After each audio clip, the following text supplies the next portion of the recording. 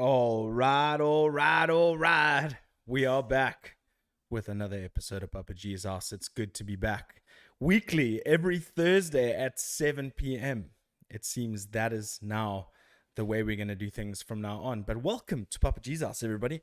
It's good to have everybody back. It's good to be back once again.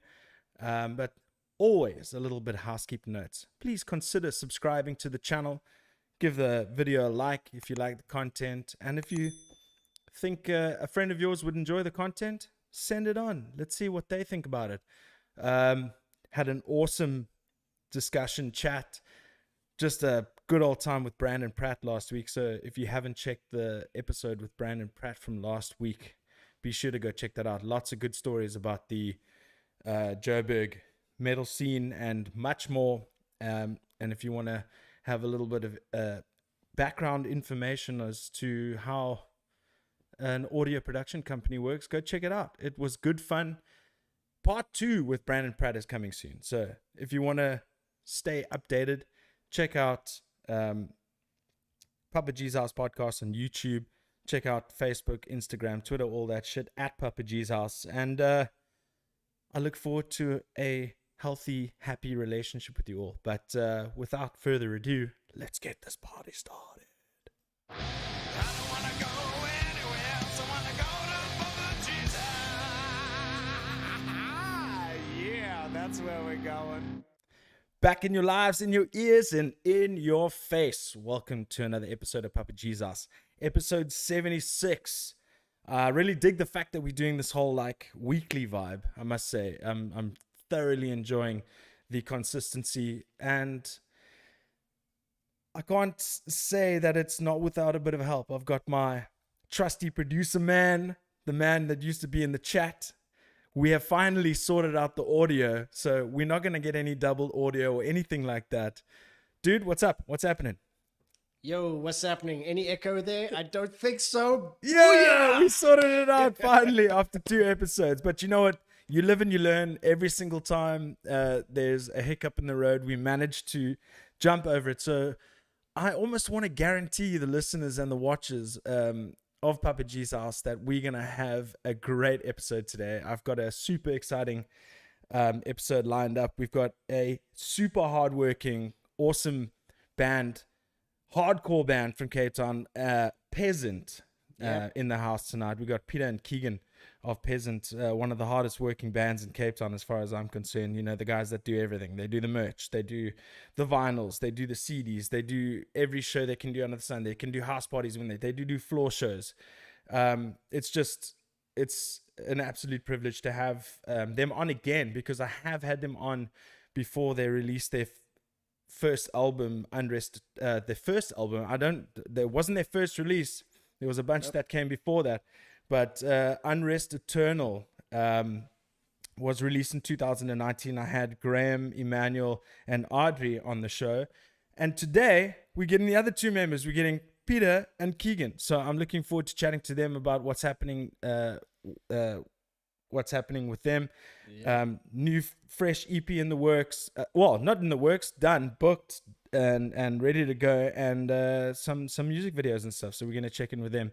But yeah, some funny stories, man. Dude, I need to tell you a story about what happened today. There was I just saw someone's name come up on social media, and I was just like, shit, old school, like one of my best friends at school, right? Yeah. I'm not going to mention any names or anything like that, but have you ever had it when you like, oh my word, it's been so long since I've seen that, but I was so close to that person, etc., etc. And you're like, oh shit, let me just go see see what they're up to these days, and realize that you've been deleted from their friends list. And Dude, that's happened to me. Dude, it's one of the most like, it's so weird. We live in this 2021 or 2020 world or whatever, where you can feel slightly offended when someone has defriended you on Facebook or a social media or something, like, or Instagram, bro. It was one of those eye-opening moments. I was like, what did I ever do to you, bro?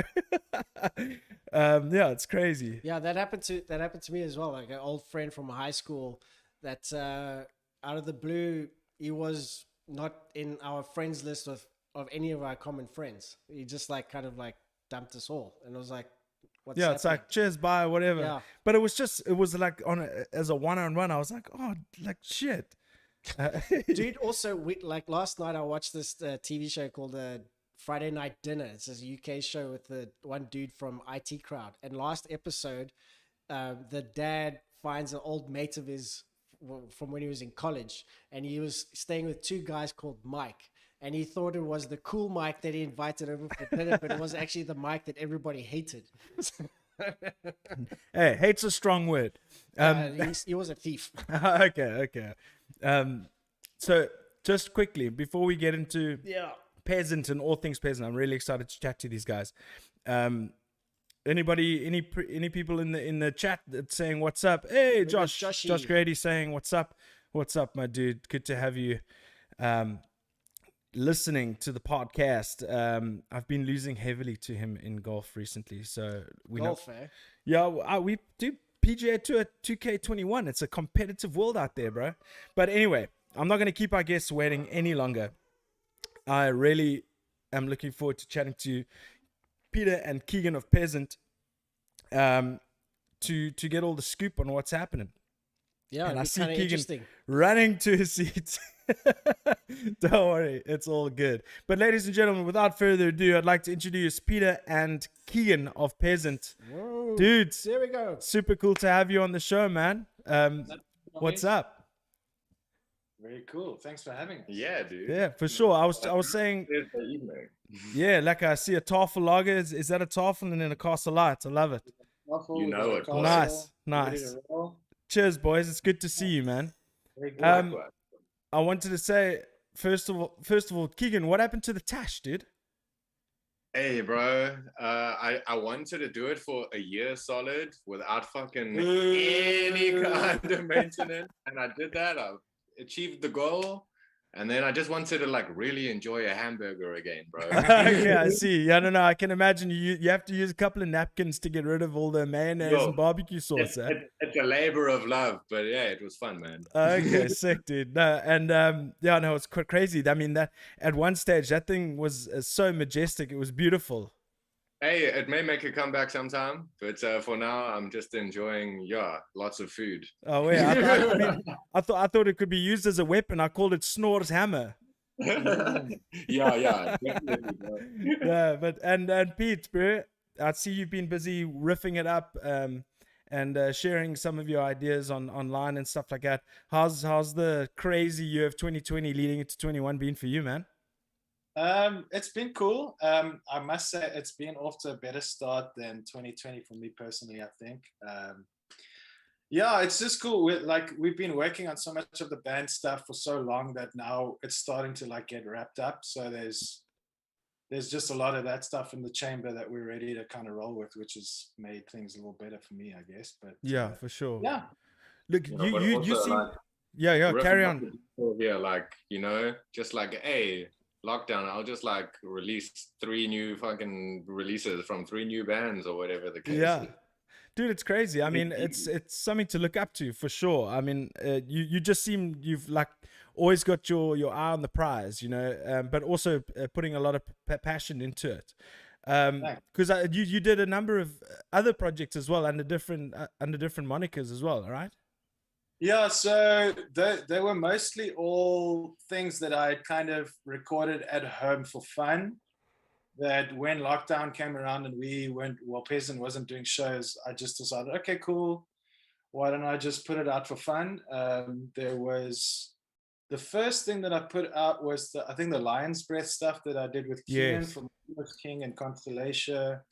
That's like kind of a post metal thing and like a really weird tuning. And then I did Audrey and I, my brother, our vocalist in our band Peasant, we like before he joined, we actually recorded a death metal EP, like an old school Swedish style thing called Total Ruin. And we put that out on Bandcamp and Spotify and all this stuff. And then for shits, I just recorded like a mega fast, pissed off, anti-Cymex style, DB crusty punk thing with my mate. Jesus, Rob. that description is absolutely, it's amazing. Anti what? Anti-Cymex is like this old school Swedish, like crust punk band. Okay. And it's lots of D beats, super old school punk style stuff. That's mega aggro. That's what inspired that thing. That thing was called Constant Pain. Yeah. And I did that with our friend Rob that we toured Europe with. That was 2019. Was that with Prescription Death? Yeah. Yeah. And he's also forgetting about the Beach Boys or Da Beach Boys. Oh, yeah, which was fucking sick. I actually listened to that today. Awesome, dude. Yeah, it just seems like you're always experimenting with your music and taking things to a new level, finding what, something new. I like that, dude. Very, very cool. Now with it seems like, when you said to me in the beginning, like, it's been a better start to 2021 as it was to 2020. Obviously, like, I can only imagine. But at the same token, you strike me as the type of guy that you will not rest, and your heart and soul basically won't be happy until things are completely in its place, done, ready for release and all that kind of stuff. Do I get that kind of vibe? Am I accurate in my description? I guess so. Yeah, like, I mean, unfortunately for like everybody else in the band, this dude is like the best at fucking everything. So he's just like, okay, cool. I'm gonna direct a video. I'm gonna pull out the new merch, the design and the merch and the artwork and everything. And we're just like, okay, cool. Like, we wish we could. For sure. But listen, I mean, dude, Keagan, that is super rad to have someone like that in the band. I mean, especially if there's 5 people to manage or 4 other people to manage. But it's super cool to have that. So Eternal Rest. I mean, what's the name again? What?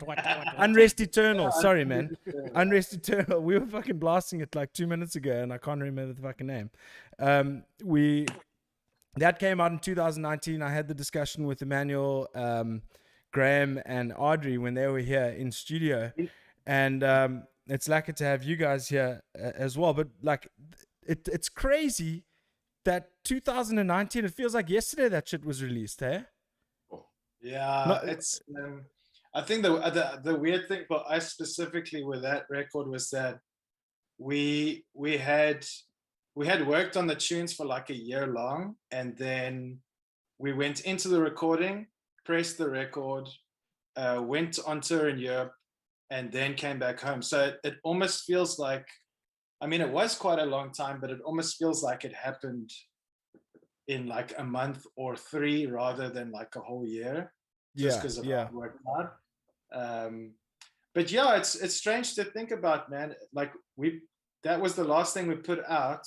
And I don't know, personally for me, it doesn't feel like it was that long ago because we haven't done anything else. But that's yet. what I'm saying. No, but that's also cool for but I don't see it that way. I think it's cool because I don't know, you guys, I don't know if it's that you're always present and you're always promoting your stuff and you're always showing, like, I really enjoy the fact that, not a lot of bands in this scene of ours, they take advantage of their like Instagram stories of them in the band room, you're all wearing masks, just, hey guys, let's check a quick video together, that where you take that little extra bit of time just to put it out there, where a lot of people actually miss those opportunities when they are in that kind of situation, where it creates a vibe for your listeners or your fans, your followers, guys like me who like, they're active, they're busy. So it makes me want to go and put on the albums and listen to all the previous shit. And it shows that you guys give a shit and that you guys want to actually, I mean, you've got a new EP in the books. What more can we say? Yeah, I'm very excited about getting it out.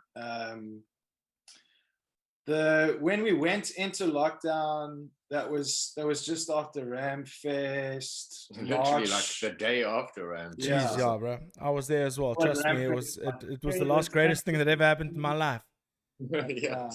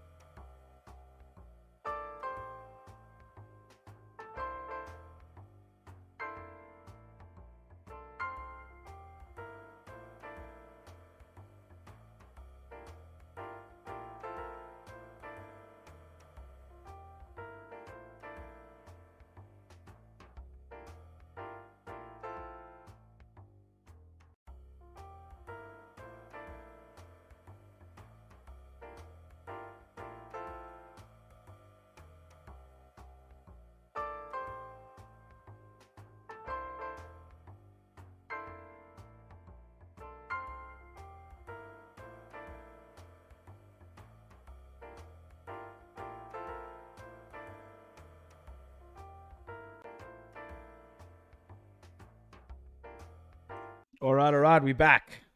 We back with a vengeance. Just let me know in the comments, guys, if you can see us, hear us, and all that kind of shit. I don't even remember what we were talking about, man. If you can send me monitoring art, that would be great, dude. Woohoo! We said we were gonna have any issues today. Dang! But it happens. There we go. All right. Do you even know what we were talking about, dude? No, but we've got this comment here. I suppose it's gonna work. Yeah, probably not. I think our comment thread is now stuffed, but whatever. It's all good. It's all good. What's up, guys? You still here? Yeah, boy. Yeah, we All did, right. dude. All right. I don't even know what the hell we were talking about. We were talking about, you know, the Unrest Eternal. Talking about the EP. Yes. So obviously 2020, you took that time to work on this new material. So how did the whole process come about? And obviously it was a tough year for everybody. So tell me how it worked out for you guys. Well, it was a weird one because we started going into lockdown just having played Ramfest. Mm-hmm. So like that, we had released the record, toured Europe. Art. We had done Just like leave it, dude. A cool local show, yeah. And then right after that, we went into lockdown. Coincidentally, that was our 100th show, actually. Yeah. Okay. And then, yeah, I mean, I don't think no one really knew how it would go down from there. And we didn't really make a big deal about it. We just kind of sat on everything for a couple months. And then while we were doing that, I realized through listening to our demo so many times that I actually kind of rethought the way that we should be writing things, considering that Audrey was in the band now. Because what's always happened is that we've had tunes and we've always had a vocalist join the band. Yeah. So many vocalists that have joined, but like in the break, I realized like we actually need to kind of start from scratch. Mm-hmm.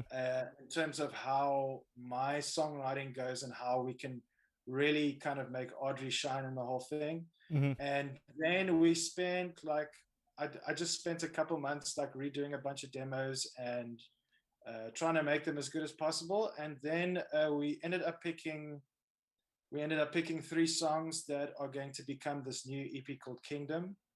And I'm very excited about it. We've probably spent as much, if not more, money on these 3 songs than we did the entire record. Wow. If that means anything. Keagan's response is like, wow. and the results to us are like really showing, because I think we're all really excited about it. I know it sounds super cheesy for someone to say like a band's always like stepping it up and like, you know, going for a new sound or whatever, but I really think this is kind of, I think Unrest Eternal was like almost this new thing, and I feel like what we're doing now is actually like part 2 of the band, which is cool. I think, yeah, I mean, even personally, for most people who've heard like a little snippet or whatever, you know, have said like immediately off the bat that, I mean, like, I think a lot of them don't really think it's us, funnily enough. Okay. I mean, Yeah, well, look, I mean, you that's can hear there's that DNA in it, but it does have a slight little new flavor change, which is like a. Well, that's, I mean, at the same time, you guys, right throughout from the beginning, you've slightly evolved your sound, you know, as the time goes on. I mean, it's hard not to do that. I mean, because people evolve, they change, they find new influences and all that kind of stuff. So I love the fact that there's always a new flavor. But just speaking about, you know, PG, you had a bit of a chuckle when you're like, you know, every single time we got new music, we got a new vocalist. How has that been for you? Because you've been there from pretty much from the beginning. That is almost like, it's sometimes, to say for me, it almost feels like a death. I can't even remember the flipping word for it. But it's an interesting experience. So tell me how it was for you. So, like, I mean, just a like super short history of the band. I wrote our very first EP, Dead Hand, like while I was still in Conquer up in Joburg, just for fun. I was just writing music, and I thought it would be fun to try and write my own songs. And then I moved down, and we started the band. And the dudes that we then formed the band with in the beginning were like, "Yeah, let's just work on that. That's cool." Mm-hmm. And then we did that. Byron left the band, and we had 2 EPs ready to go. Elaine joined the band. We did those, and then when Elaine left, we had Unrest Eternal. So, in a weird way, like this EP that's happening now, it's the first time where we're going, okay, cool. Audrey's the dude in the room, and he's gonna record. And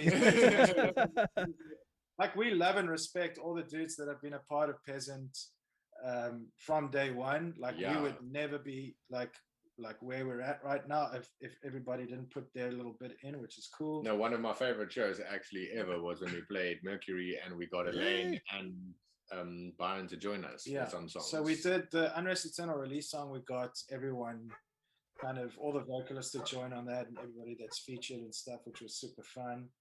But yeah, I think there is some, like, I didn't really realize how much of a big difference it would make until it came to the results in mix, like on these new 3 songs, where it was like, oh, all these choices that we've made over the last couple of months are really kind of actually, the result is really showing like right now. It sounds super obvious to say, but it's like the way you think a recording is always going to come out. I'm sure, like, you know, it's never exactly like how you imagine it to be. No, for sure. But this is kind of the first time where that's happened. But the results, I think, are surprising me and everybody in the Man, I mean, listen, that's a good position to be in, because, I mean, if you start something and you're like, well, you know, I don't know so much about this, and then you working, and then you eventually you envisage the entire product together, then it's and when you're surprised, that is one of the most awesome things that you can experience as a musician, when it actually surprises you at the end.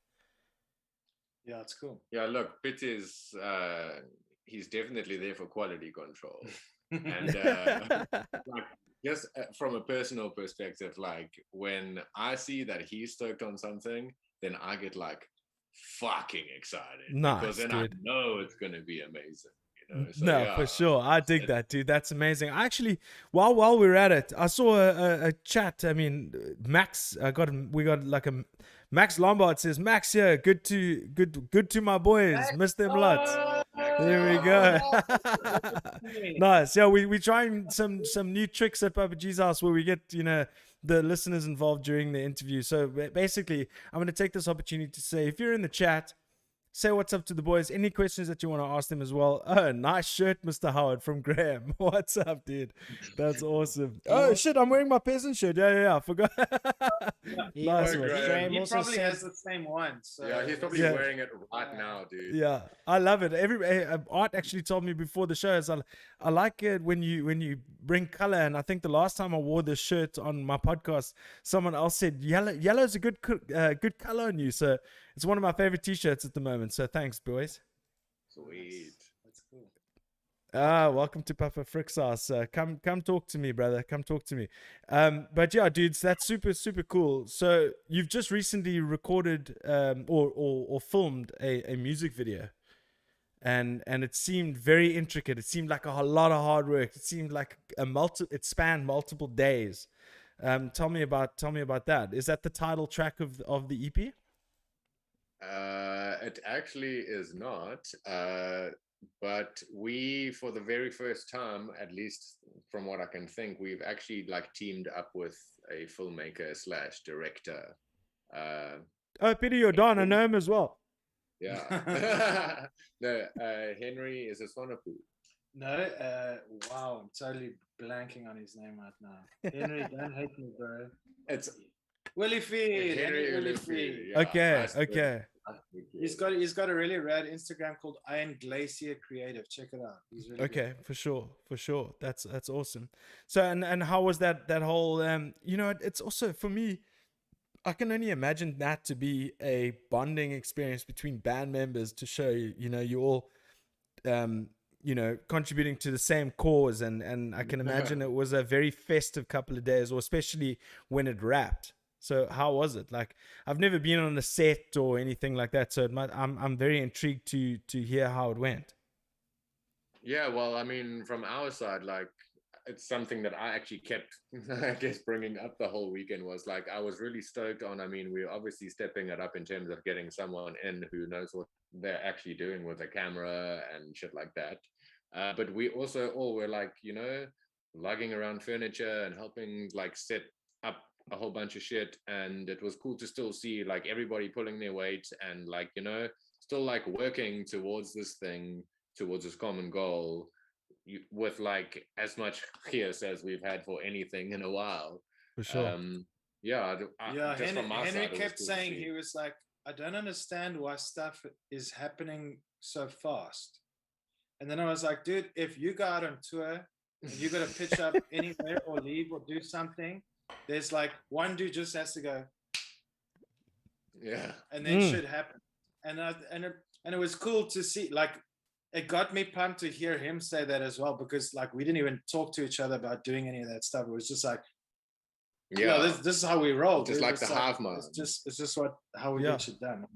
No, it's because they always say hardcore goes with DIY and all that kind of stuff, but it seems like you guys have got it down to an art, and then back in the day when I first was introduced, because Pete, we never, and also Keagan, we never got to speak the last time we sat with the Pez boys.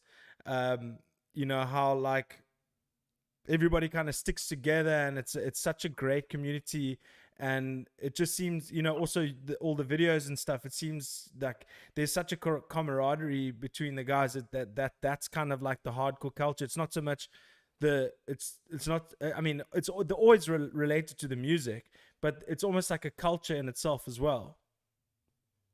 Yeah, big time. I think, like you said, the DIY thing is obviously a big deal. I think anyone that plays in a hardcore band in South Africa, I mean, that's a pretty dumb thing to do from the beginning. So if you don't kind of, I don't know, if you don't like bug someone about playing a show or starting a band or getting the sound done or doing any of that stuff yourself, like that's just literally not going to happen. Sure. And I think we've all been in bands where we've had to do a part of that, and now we're at the point where, like, I mean, we're all like late 20s, early 30s, so like we realize if we need to do this, everyone picks a little piece of the pie and they handle it on the day, and then we get it done. That's kind of it. For sure. Yeah, That's many the way. hands make light work, bro. Yeah. That's it. Yeah, no, and I love that. And everybody's got to have that same buy-in. Everybody's got to have that same energy. Keep that energy, and it'll get you far as I'm concerned. And that's another reason why I think you guys have stood the test of time. And I mean, think about me. I mean, I was introduced to you guys in 2014, I think, or 2015. I'm not sure when you guys. I think you guys. You mentioned a brief history of the band. When did it actually start, Pete? 500 years ago. 500 years ago. I think we started playing together in 2014, and our first show was November 2014 with Keagan and Past Haunts at what that time was Ragazzi's. Yes, yes. So that's kind of when we started playing live shows. Yeah, and from there, we've obviously been based in Cape Town. We've done a couple South African tours, one Euro tour. We've gotten to tour with Magruder Grind, Godmother, Prescription Death in Europe. Yeah, I think there was one stage you guys were wearing all Prescription Death t-shirts on stage. the debt t-shirt. The love is strong with those guys. No, but that's cool. I really dig the photos. Dude, if we're taking photos, we have to go, guys, don't wear the Prescription Death t-shirt again, please. We'll just arrive and like 5 dudes will be wearing the same shirt. For sure. Well, I think we got Brandon. Is that Brandon Render? These oaks are pretty sexy, to be honest. What's up, Brandon? Thanks for tuning in, brother. Yeah, for sure. It's good to have you listening, my man. Yeah, dude, that's super cool. That's you know, I love that kind of culture and the way you guys run things. Because look, a lot of bands have come and No, I know. Like my favorite thing in the world.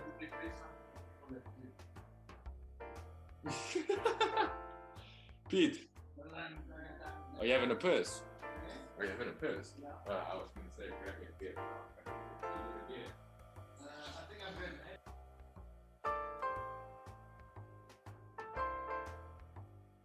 Right. We are back again. I think what's happening is we're having a little bit of a internet or some, I don't even know what it is. It's some sort of issue. We'll figure it out eventually. But you know what I'm gonna tell? Wait, dude. Before you say, yeah. Oh shit! Yo, we haven't done that yet. Let's go. Yeah. Okay, wait. Let's go. There's so much happening with what's going on, dude. Yeah, no. I mean, listen. It's gonna happen, and you know what can you do? So basically, we feel like it's the machine that we're using has got two little CPU or something to that effect. Whatever, it doesn't, you know. Yep. We will still get the job done. So at the end of the day, we got the boys back, and they've got fresh Tafellagers and fresh Castle Lights. You know what, boys? You know what that actually is? That's us. That's our way of going, listen, we need a piss. We need to go to the toilet. So let's act like this whole stream has gone to shit. What happened? So then we go for a piss. So that's what it was, hey? Just at least that's what I'm saying it is. Yeah. Apologies. But there's nothing that we can do about it. Let's just blame Eskom. Yeah. Oh shit. And you guys are expected to go off at about 8:00, sure? Well, it's scheduled, I think. I don't know. They say that, but admittedly, and fucking touching wood, I haven't had any load shedding for the last couple of days. Everybody hate me. It's all right. Well, dude, I dodged that shit at 4:00 today. 4:00, boom, it says you currently load shedding. I was like, hold my beer. It was fantastic. Okay, no load shedding. Yeah, but okay, so let's get back on track. Sorry for that break. I mean, you know, these things happen. Thanks for being so patient with me, boys. It's fucking rad to have you guys on the show. Just so when Kingdom is the name of the EP. What is the date? What can we expect? Give me a little bit of a breakdown. You know, you say things have changed slightly. You don't want to give too much away. I'm just gonna ask you what's party, man. So I don't think we really know yet, but not specifics at least. Yeah. Okay. Release days and all that kind of stuff. It's done, but we're really trying to. We don't actually want to release it ourselves this time, so we're trying to put some work into getting some label or some distributor to help put it out. Okay. And we're kind of waiting on the video to kind of get wrapped so that we can have the whole package done and then put it out all together. But everything should be done basically in the next week or two. So we are going to sit on it, but we want to give it the love that it deserves. We don't want to just put it out ourselves, because I feel like, in a weird way, what's happened now, like with streaming and stuff, is like we have the opportunity to do it ourselves, and like, it's awesome. But I think it would be nice to have some kind of way to cut through the noise, and have someone help us do that. And we've got 1 or 2 plans in the works that are hopefully going to kind of help us do that stuff. Okay, So nice. we're just going to sit on it until it's ready to roll, I guess. Yeah. Sweet. Are you doing another merch rollout? Because I would love another Pairs t-shirt, and I know you guys like to get funky with the colors, so I'm super. Art was saying he wants me to have more color in my life. So look, I've got a purple cap and a yellow t-shirt. What more can he ask for? Fly, dude. Those Yeah, are that's Lakers sick. classic colors, Yeah. bro. That's it, brother. Oh wow. Okay, you're an NBA fan, dude. Oh yeah. Okay, all I'm right. more of Okay. a Bulls fan, but yes. Okay, so you're more okay, but you're a Bulls 2021 fan or a Bulls 1990s fan? Okay, check it out. I used to love that shit when I was a kid in like primary school, and then I watched The Last Dance again when it came out on Netflix, like Oh, last yes. time. And I just fell in love with it all over again, bro. Dude, But yeah. and I'm so glad. Ooh, my balls dropped there for a second. I'm so glad that I'm hearing that from someone else, because that's exactly the same thing that happened to me. I was a huge Bulls fan. I was MJ, Scottie Pippen, fucking Dude, Scotty. Steve Kerr, all those dudes. Loved them so much. Got into The Last Dance. Watched it about 5 times. Now I'm an NBA addict. I follow it. I wake up for the games on the weekends, dude. It's crazy. It's insane. We So- got an F1 fan here from that like Drive to Survive or whatever it was Art, called. That's Art, come lockdown, on. dude.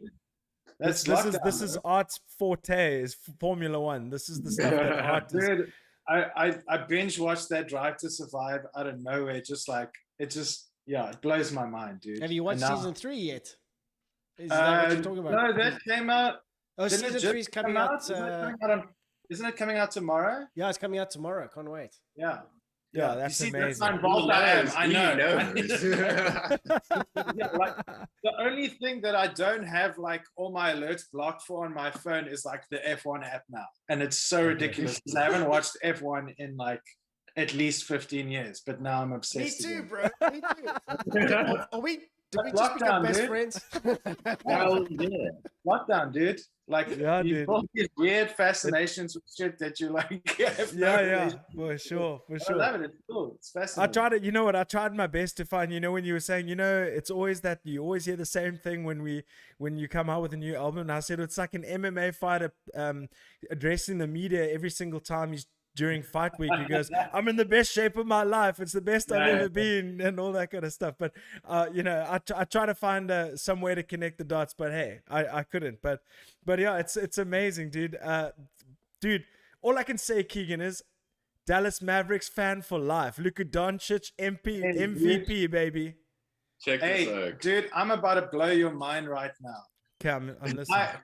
I am literally making. I'm not going to say for who or what or how, but I'm making content for their social media in my day job right now, the Dallas Mavericks.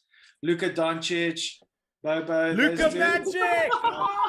Yeah, That's Again, insane. like, Slovenian I don't know power. I know everything about all those dudes. It's totally ridiculous. I totally never Kristaps expected Porzingis, Josh Richardson. That's my team, baby. That's my team.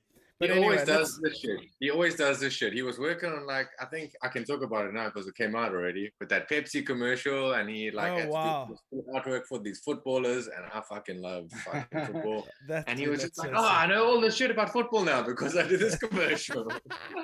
Dude, yeah, that's awesome. Like, that just made me so much more amped, and Dallas beat the Clippers last night, so I'm very happy about that. Oh, really? But less about the NBA, more about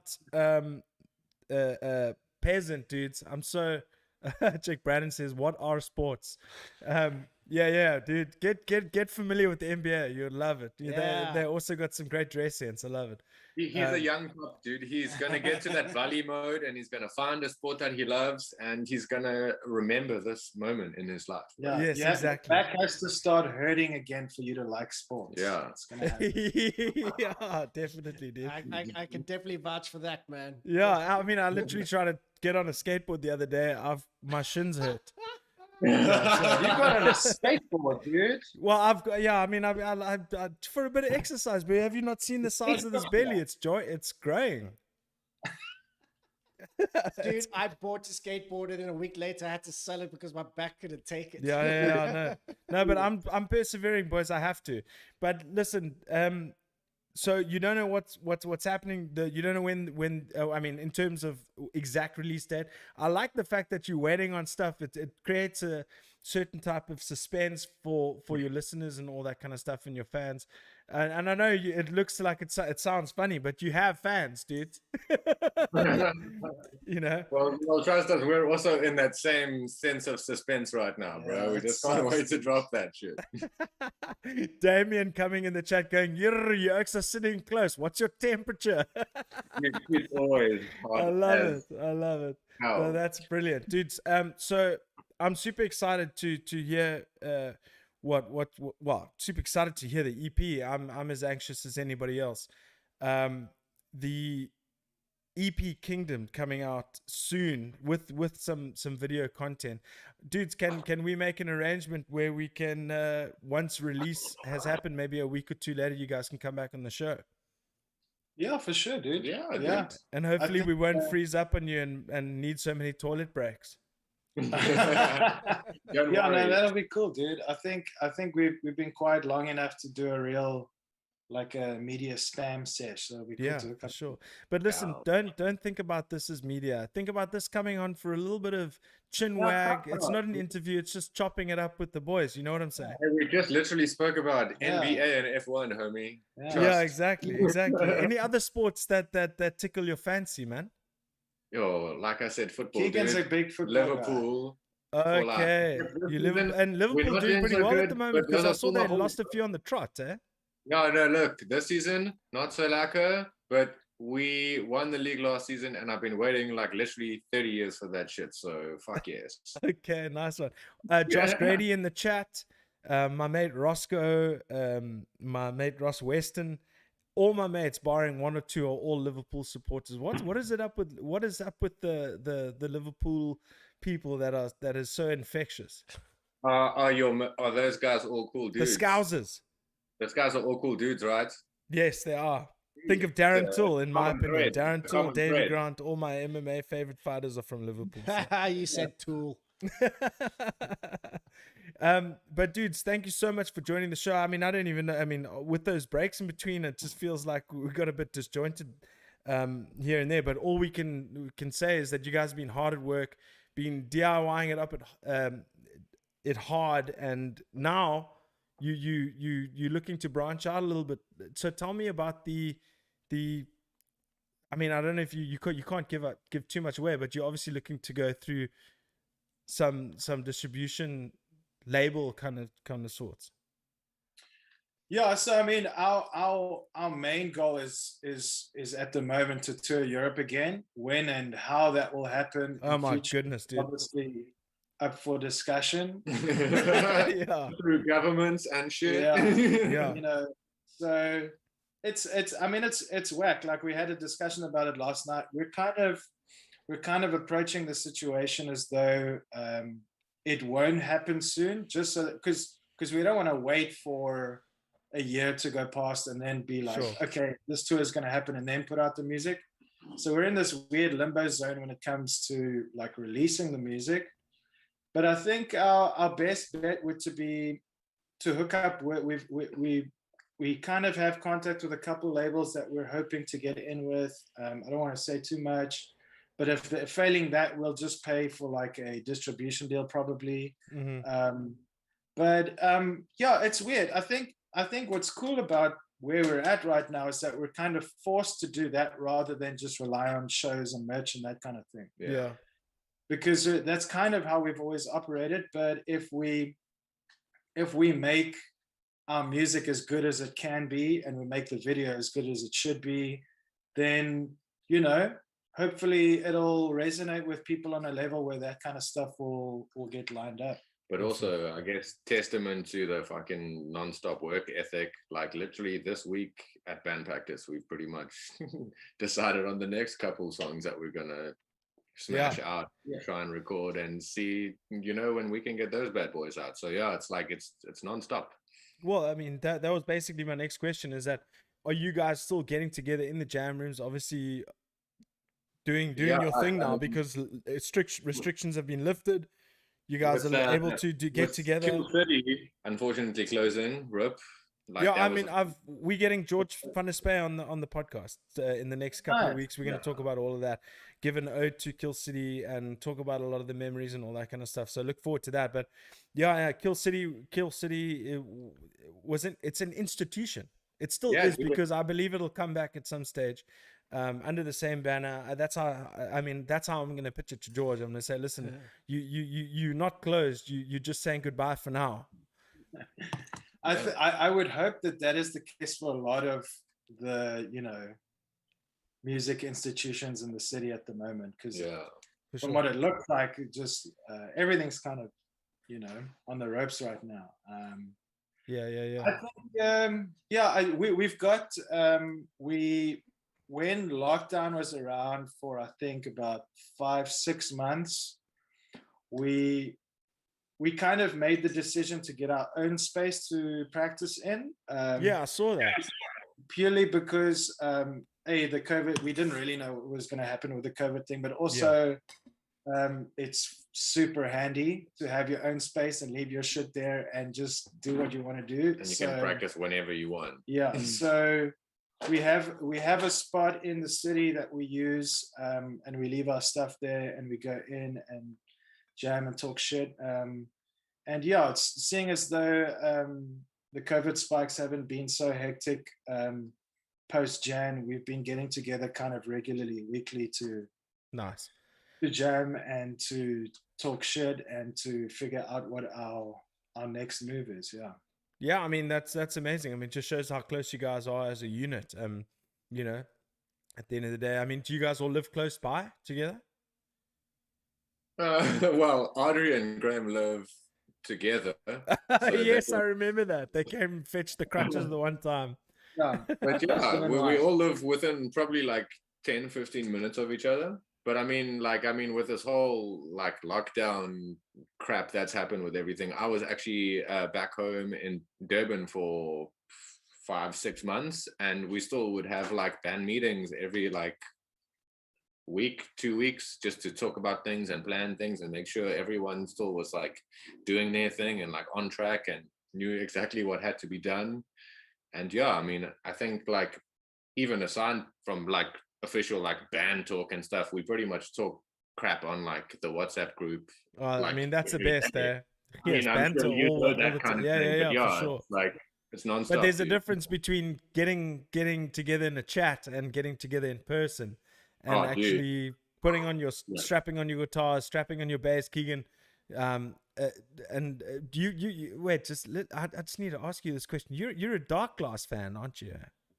I do love their stuff. I just wish I could afford it. What you using to get that super dank bass tone of yours? To be completely honest, it's the tried and tested old Sans amp that I've had for like 10 years now. Yeah, dude, you can't go wrong with that. I mean, even old what's his name? I want to say Art Pereira, but it's not. It's Migs. Migs is also uses a Sans amp, and his tone is insane. He's always had a great tone. You can't go wrong with that. You just need to get it to what suits you, and then what suits the sound, and it's A for away, bro. It's like you almost do get that kind of microtube sound. It's indestructible. I've also like it's never been serviced or looked at or anything, and it's played like a crap. Yeah, those things are hardy, yeah. No, it's mad, bro. Good build quality. I can't speak highly enough of that company. Cool thing about those as well is like if your amp blows out, you just chuck it. You just whack the DI thing. Yeah. We played a show in Grahamstown, and they had like no bass amp or something, and it just went straight into the front of house with that thing, and it sounded just as good, dude. Yeah, for sure, for sure. I've just remembered now. Just it's standing over here, and I've got a connection to your video. You guys used my Laney 4x12. Sure, the cab. Yeah. I just remember that now. I was like, you were talking you. about amps and stuff. I was like, holy shit! I'm glad you Moose guys. was telling us yesterday. It's like, yeah, we still need to send Gareth the credit. No. I already told him that it's not necessary. Just the fact that that we're getting a video is a gift enough. But then we got Audrey in the house going, house party music video. Let's go, dude. Let's do it. Yeah. I'll volunteer my house for it. Let's go. Let's put the drums. I can't believe Graham and Audrey are both paying attention. This is crazy. Let's make it happen. Yeah, Mark Olvach from Zombies and Sadebius. Dark Glass for the win. What's up, my dude? Okay, so next thing before you guys go in, your power shuts out, which is probably in the next 5 minutes. Dude, you guys are very progressive in the way you operate. And I've always told you that. I've always, even Pete, I've always sung your praises. You remember when we got together for the Take Hand tribute show when we honored the great Mike Dawson, where I just you've got a very infectious vibe, dude. In that you seem like you're a very big go-getter. You only want the sense that other people get it and they die, or infectious in a positive sense, my friend. Cool, thank you, dude. Yeah. And now you've gone a step further beyond your band, to create a Discord server.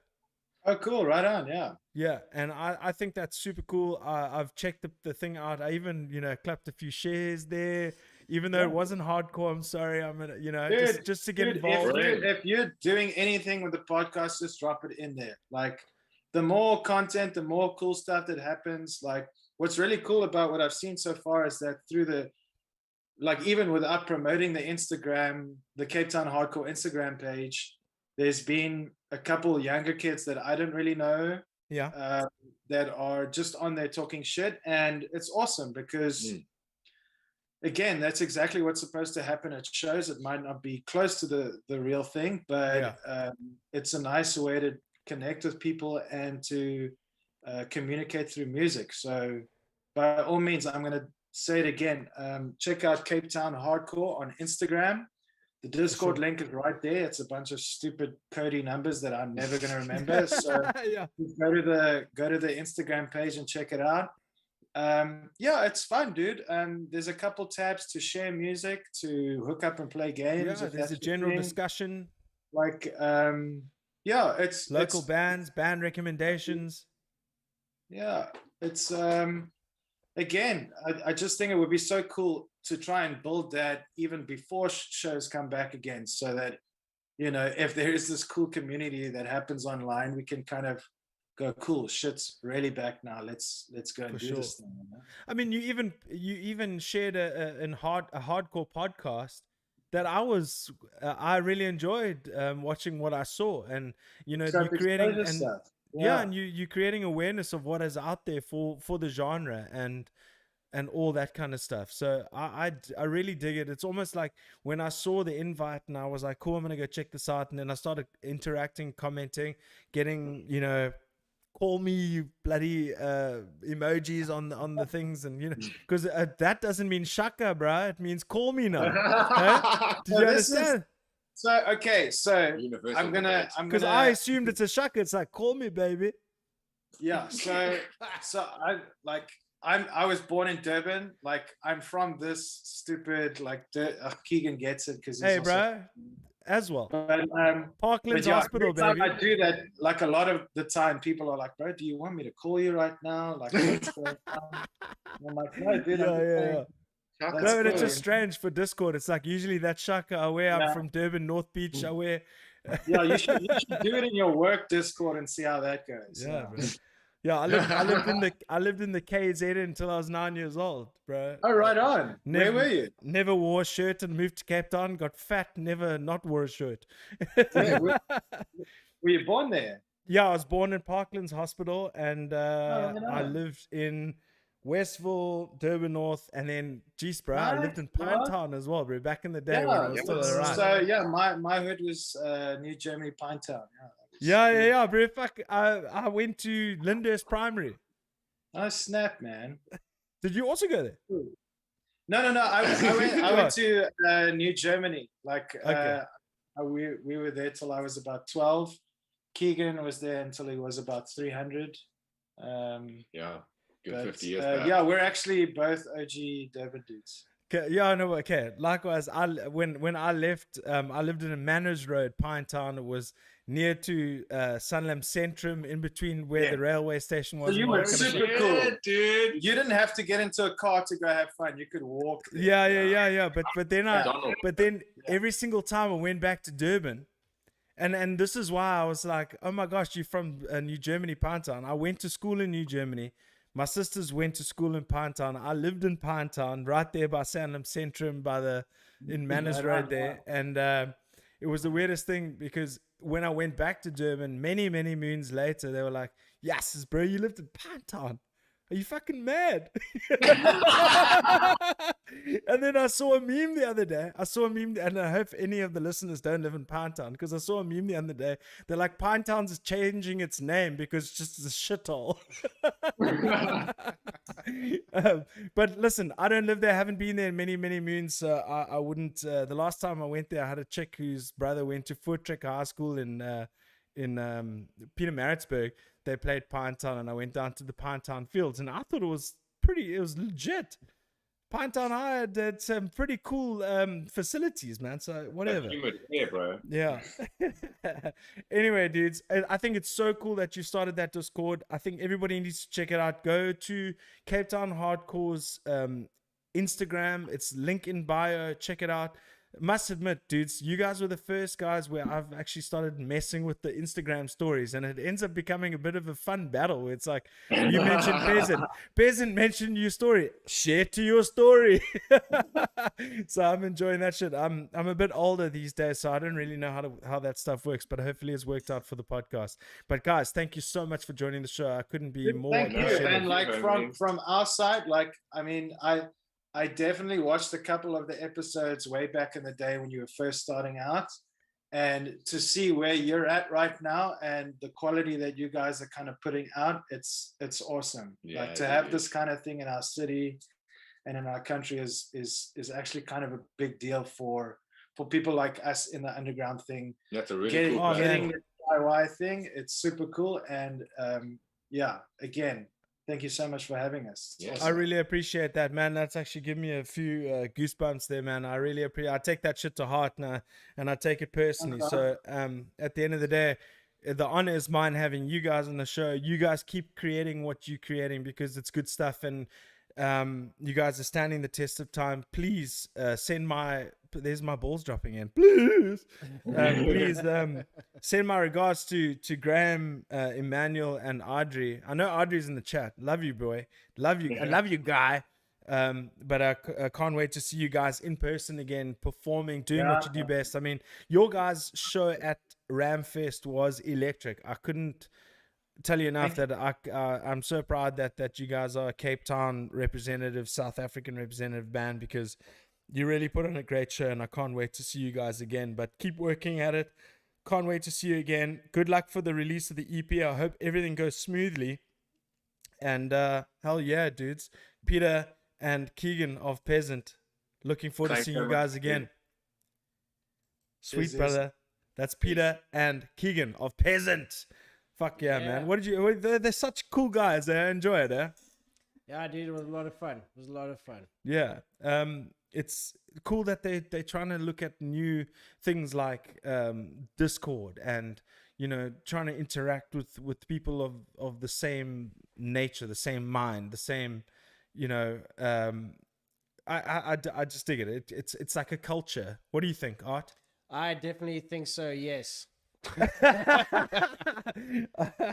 That's amazing. Anybody else in the chat to say what's up? What's going on? Let's check. It's Let's 8:05. Yeah. Yeah, well, just Graham just wanted to, Okay. All right. say something. I hope this doesn't crash. And it is lagging. And there we go. And hello. Okay, there we go. I'm still here, guys. Thank you so much, man. That was pretty awesome. Looking forward to listening to Kingdom, the album of Peasant that's coming out soon, as well as the videos and all that kind of cool stuff that they're putting out. I mean, like I said in the beginning and during the conversation, you got to stress that these guys have been around for quite some time. They've stood the test of time. Look at how many bands have formed and fizzled away over time, and it's a culture that needs to be created within a band to succeed. Everybody has to have buy-in. Everybody has to have the same energy. And it seems like they've done that time over time. They've had a couple of member changes, but what they do is like it's almost like a prerequisite to say, hey, you got to come in with that same energy, otherwise this shit's not going to last. And and they've done it time and time again.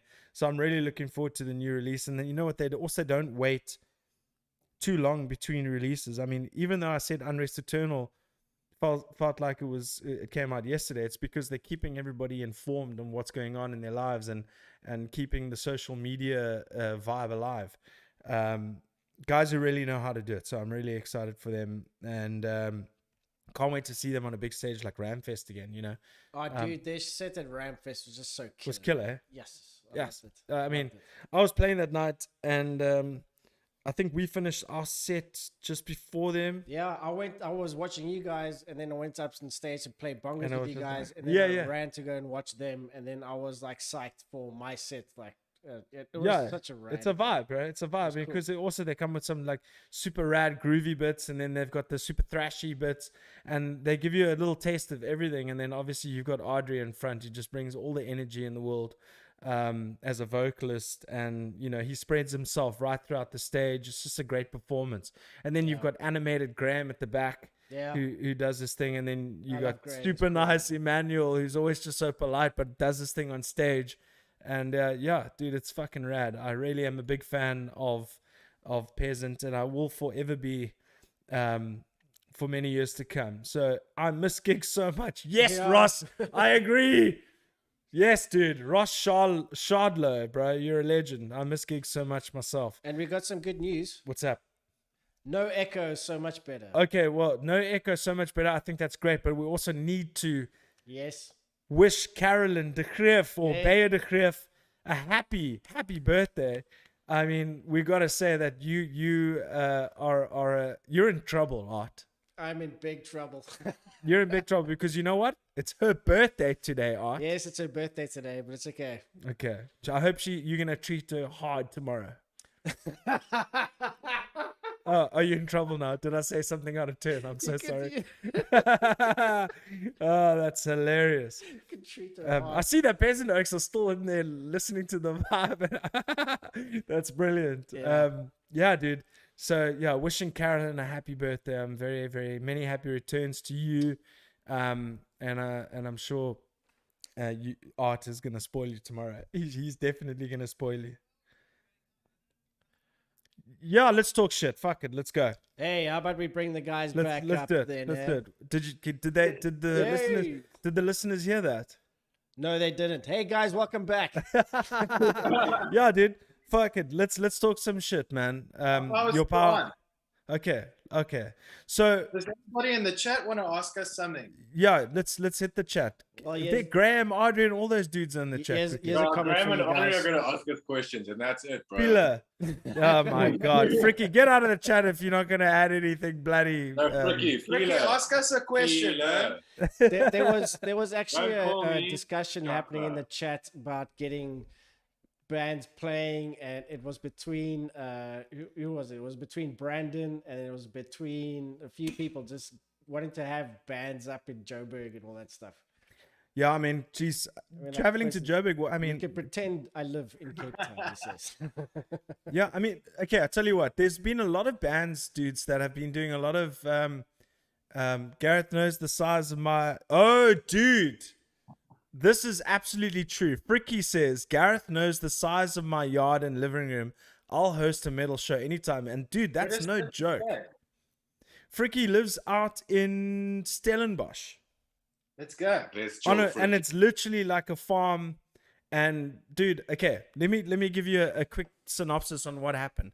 So Fricky contacted us and he was like, hey guys, you guys are one of my, bands that I follow. I really dig it. Will you play my 16th birthday party? So we were like, fuck yeah, let's do it. I mean, this is something that we've never done before. And we were chatting because obviously Fricky, please forgive me for saying this now. You obviously are of age and all that kind of stuff. So we ended up speaking to Myrtle, who is Fricky's mother, to organize the entire show. Dude, they set up their entire living room and it's huge.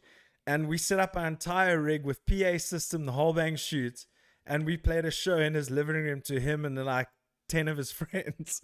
And it was amazing. And then after the show, we were presented with stirry stumpies, bobotie, lasagna, everything, bro. It was rad. Speaking of gigs, Papa G. I'm sold. You said bobotie and lasagna. Let's go. Yes. Yeah. And then, feed him.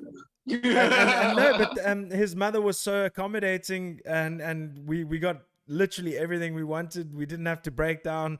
They broke down everything for us. Speaking of gigs, Papa G knows how about a birthday sequel show for my 21st next year, 5-year reunion. But then what we should do is we should add Peasant and a couple of other bands to the show and actually make it a show. Yeah. Let's go. That sounds good. Because I mean, literally, that yard is big enough for cattle. That's cool. How's yes? Already been spoiled. Right, dude. So let's get back to Peasant, dude. So the Discord. So where do you see this Discord going from now, Peter? I don't know. I think it would be cool just to grow it in members. We've got like about 25 people now, which for like a weekend, I guess isn't so bad. But yeah, again, I don't know if so many people actually know about it. And it's kind of the thing that is hard to promote because it's so insular in its own way. Yeah. But if you just hit up the Instagram account, the link is there. Mm-hmm. I'm just hoping to grow a community online that is like, people that are willing to share music and hang out and talk shit. For sure. So that, we can get like, it would just be so cool to eventually have like 100 people on there that, as soon as a show is happening again one day, that like, we just go, hey dudes, this is happening. We don't have to fight through the algorithms on Facebook or Instagram or whatever. It's like, you have a direct like contact to the people that are like booking things and making art and doing all of that stuff. So yeah.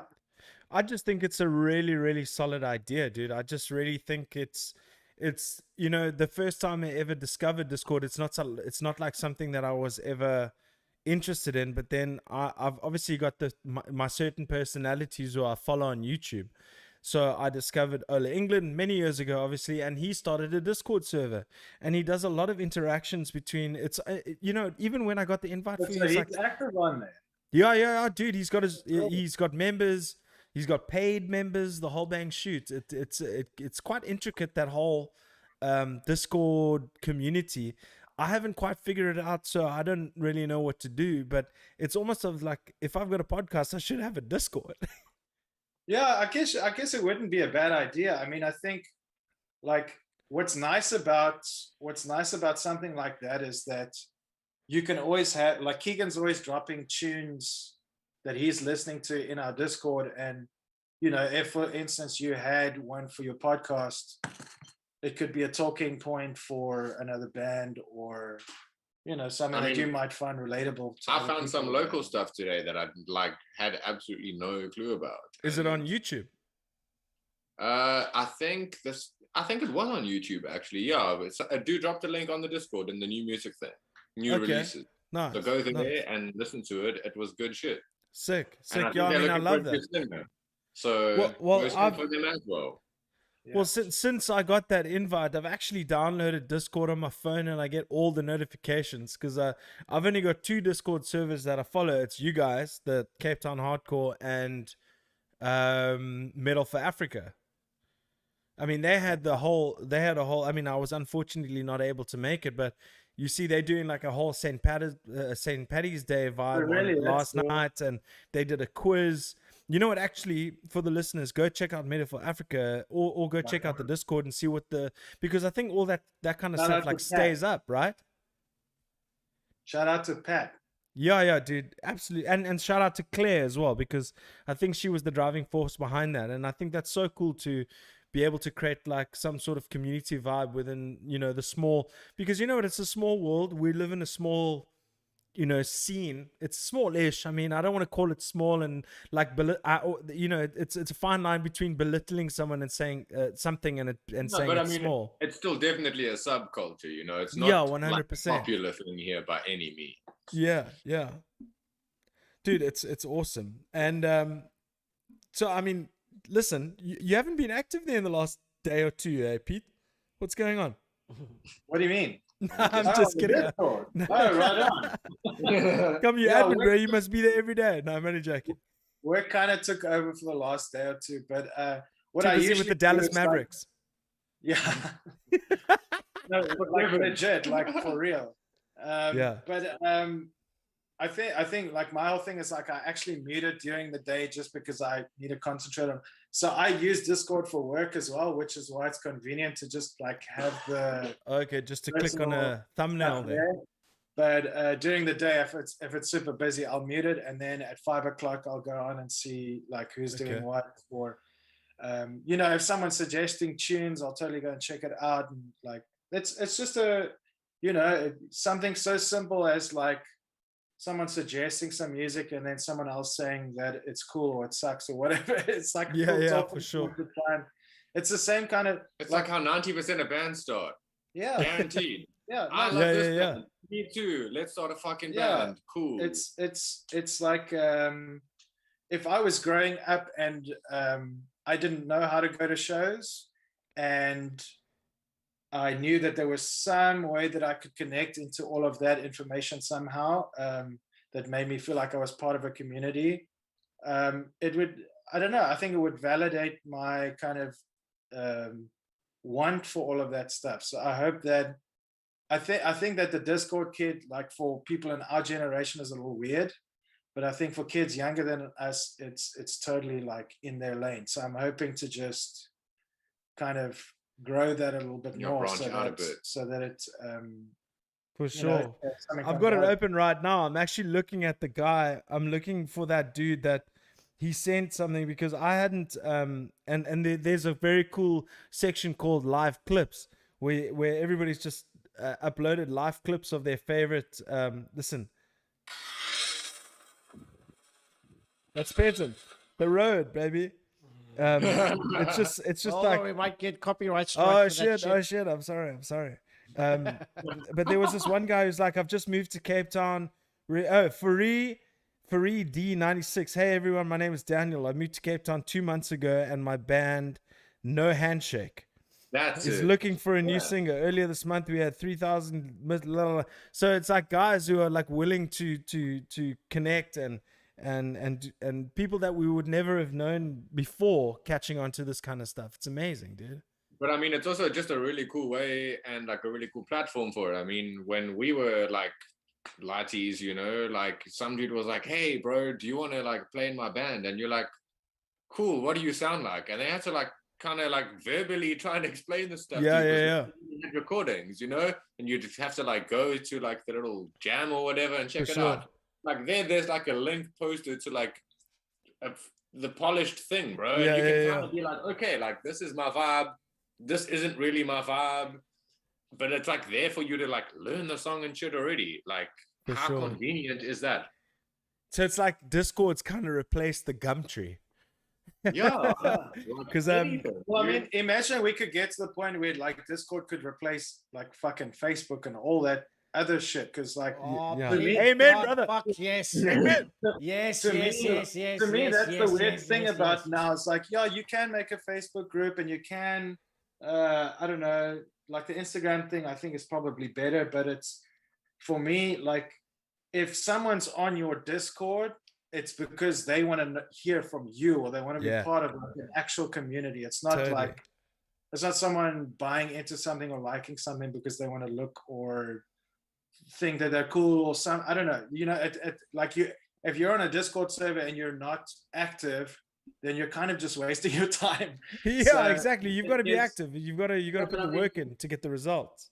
I mean, you'll also know, dude, from the band side of things on like Facebook and Instagram and shit like that. Like, you know, you might have X amounts of followers, but like the posts that you make will reach this amount unless you like pay to actually just promote to like 50% of your audience or whatever. Yeah. With Discord, like if something gets put up, I mean, unless it's muted because you're at work all day and you've got like important shit to do, like you know that the people on that server or whatever the thing is called, I'm also old as fuck, but they'll get the notification, and you know that at least like that information is coming to them. It's not somehow being like filtered away because like they haven't like paid for the premium package, you know. Bro, don't you think that's so sick how shit works nowadays? How you almost have to pay to get your shit like even. This is the weird thing about our band specifically is that like we started it was around 7 years ago, and that was when Bandcamp and iTunes and all that stuff was like starting to pick up. And so like the genesis of our band is almost like seeing how streaming helped has evolved bands much, but how it's almost like exactly the same thing as 15 years ago pre-streaming right now, because now everyone can stream. And it's essentially it's I think it might actually be a good thing, because now you're at this point where like in order for you to stand out, your music has to be really good, because anyone can stream anything. And it's almost the same system to my mind as like, you know, trying to get on radio or trying to get on MTV or trying to get on a festival bill or whatever, like 15, 20 years ago. It's the same setup now. Like you can stream and you can put this out, but how are you going to kind of wiggle your way through the sea of streams that are happening out there? Like it's madness, dude. It's almost like it's saturated, but pre-streaming. Oh shit! Now we're back to square one again. Sorry, no, I just say that because no, I've got the song stuck in my head. We've got a song coming out on the 26th of March, next Friday. That like your sister. Yeah. Super excited for that. But yeah, dude, it's amazing how it's like. Don't you feel like sometimes if you don't put money behind it or anything like that, it's almost like finding a needle in a haystack? Sure. Yeah. It sucks, dude. Yeah, it's crazy. I mean, but that also ties into the whole Discord era, in that if you got like-minded people of the same, you know, genre, let's call it a genre, and you know, you got people of the same mind, obviously of the same genre, the way they think, the music they listen to, the music they play, where it's an easy access space where they're like, okay, cool, check this out, pretty sure you'll like this, and then boom, you've caught on to it already.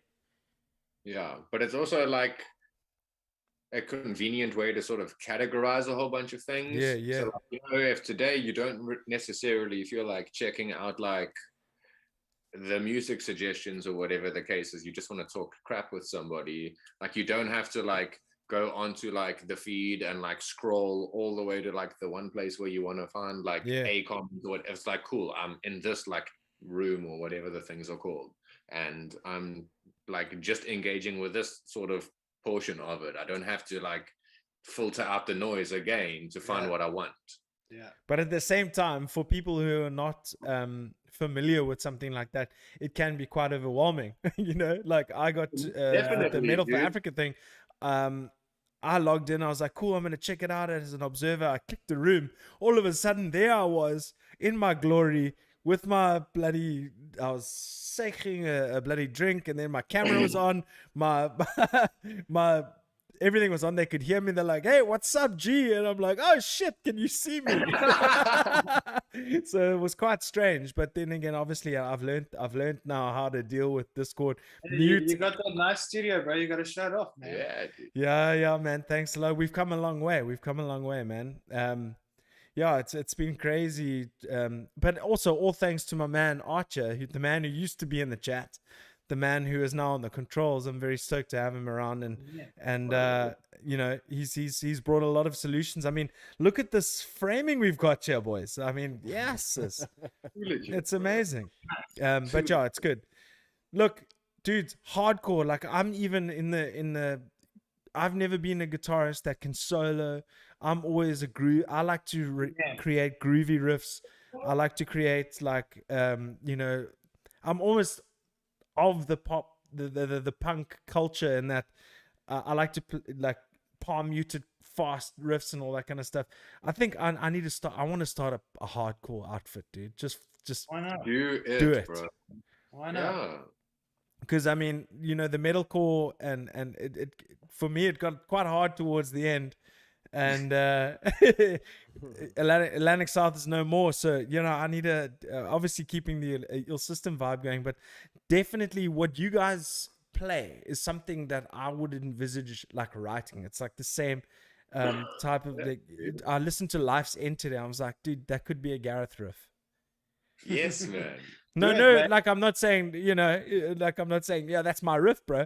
But but I'm like, it's definitely something that I can see myself like, right? It's groovy, and you can see, you know, when you jam and you know, it's just, and then I love the fact that you guys go from the groovy bits, and then you've got the blast speedy bits to create that contrast, you know. And tell me, dude. Recently, Emmanuel to do all the shreddy like leady stuff, because that was another thing. I mean, you guys introduced kind of like solos and stuff with Unrest Eternal, with Emmanuel joining the band. He used to play with Blood Ret, with Ricky Alleman, who used to be Veladrake, or still is with Veladrake. I don't know what they're up to these days. And then Old Face in the Gallows. They were a fun outfit to watch, and then I was so glad to see that you brought him into the band, and he's become such a figurehead in the band, where I just love your evolution, guys.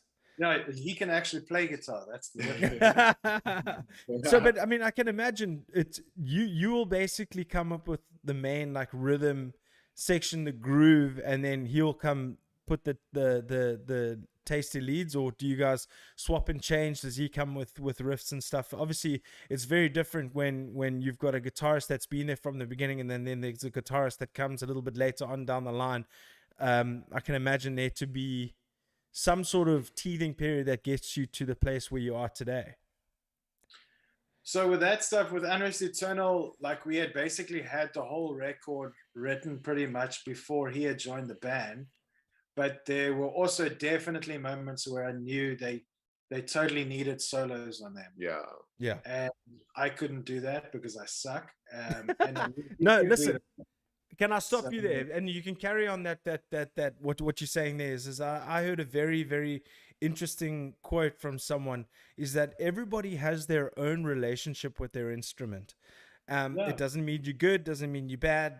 It means what are you most attracted to in that sense, using the instrument for what you want it for. And I truly believe that me not soloing doesn't make me a bad guitarist. I finally accepted that in my mind, to say, listen, I'll make music that I want to make. If I don't want to solo, I'm not going to solo. If I don't want to learn how to solo, I'm not going to. What do you think about that?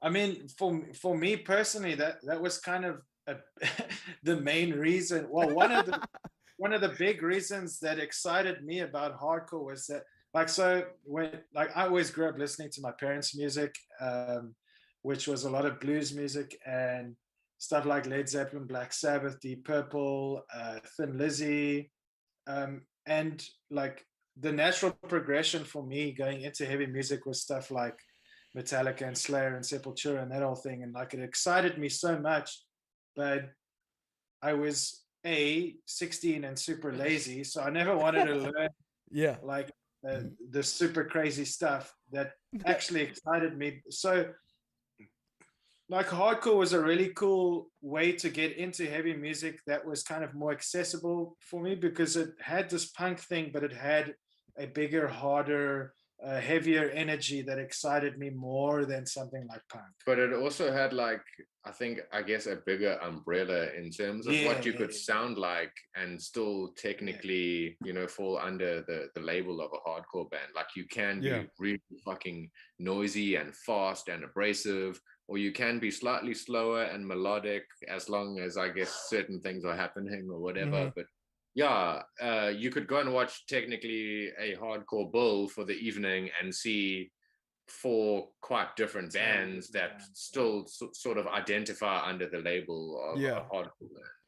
Yeah, for sure. I mean, because look, I mean, with you guys as well, specifically, is that you've got a lot of different elements. I mean, you've got elements of other genres that come in, but you obviously you put yourself as, I mean, the most of your music is tantamount to hardcore, but you have a lot of influences like your thrash vibes and stuff that kind of creep in there. Yeah, I mean, like my toughest thing is to try and figure out exactly what elements to use, I guess, as a writer. Like it's so, and I think this is also a big part of why hardcore can be confusing to people that might see themselves outside of it, because you do get the way more traditional kind of early punker stuff, and then you get this kind of 90s more metallic stuff, and today it's almost as though everyone who's a part of it is using literally every part of what came before it to inspire them to make this stuff now, which is to us so exciting, because it's like the rules are no longer there, really.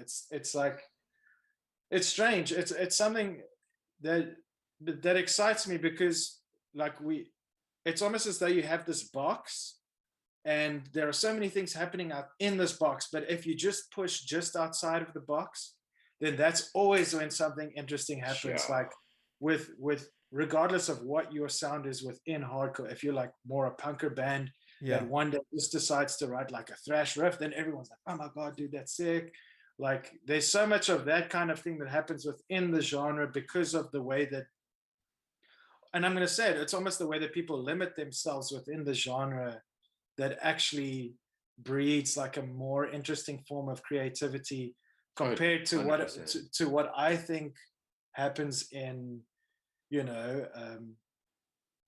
like other forms of rock, I guess. It's like there is a kind of formula to most forms of guitar music that can get confusing for people both in and out of hardcore, I guess. But that's kind of the fun thing about it. Yeah, I just dig the fact that you guys, I mean, you guys play a lot with like the semitone kind of vibe, with like like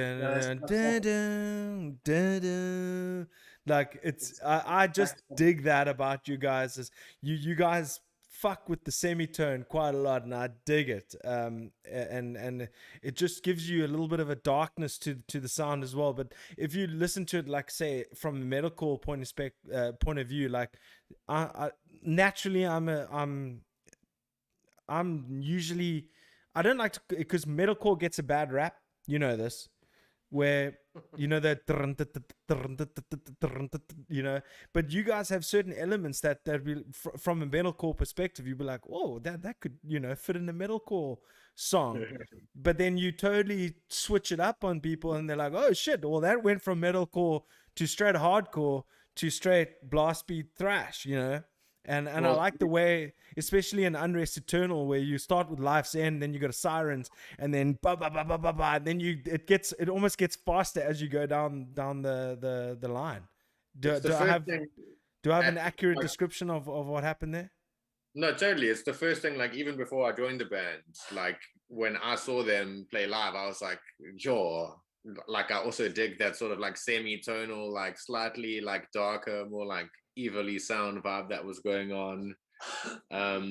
and I think it's something that's like definitely never left. As much as the tunes may have evolved, those boys have definitely stuck around, and it's something sure. I'm really focused on. Okay, quick question. I want to ask you guys something. What is your favorite right now? Let's start with Pete. What is your favorite thing to listen to at this point in time? So, I mean, like to what? To chill out to, or like heavy vibes, or It's completely up to you. Let's put it this way. Not well, no. Actually, I'm not going to give you any. You must just tell me what is your favorite thing to listen to right now. That so gets you amped. That gets you amped. to get me amped. Yeah. Okay, then I'll straight up just say there's this band called Justice for the Damned Okay. from Australia. I think they're Okay. based. Oh man, in, Aussie bands are just too much. Melbourne. no, it's a while outside Sydney, but they released a record towards kind of mid of last year called Pain is Power. Have they got anything on YouTube? Oh yeah, dude, Of course. yeah. So let's do this quickly because your brother needs to pee. I want to see it. I want to quickly hear a segment of this so I can quickly relieve myself, and then we can Go to take. YouTube. Pain is Power. Literally just the single. Just bust that, dude. Okay, pain is power. Do you not have to do the whole interact vibe? Yeah, I'll make a plan. Or we could just hear the audio. I'm really interested. Yeah, they've got this. Oh, there we go. Okay, cool. Just the audio, eh? Well, we can try. Let's see if we can get it up on the screen. Oh yes. Okay, just hang on a second. Can you hear that? Hear that? Yes. Boys, be prepared for another crash, eh? Yeah. Let's be prepared. Just be prepared. Let's go. Let's see. No, you can't see it on the screen.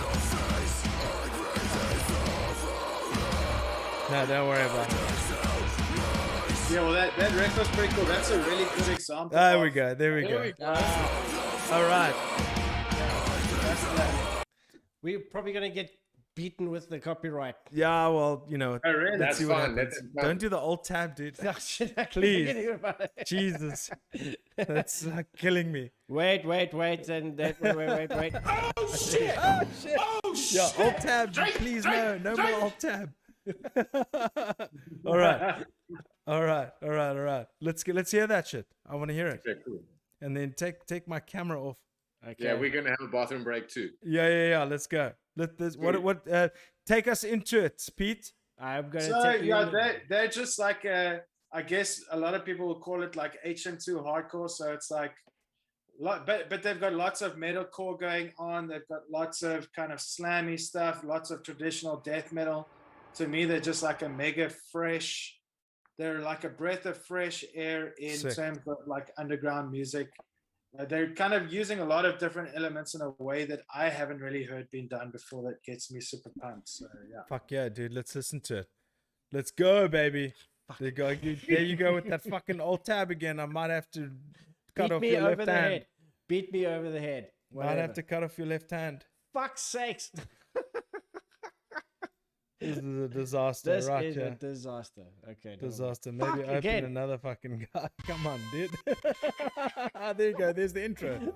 Oh, there you go. There's the.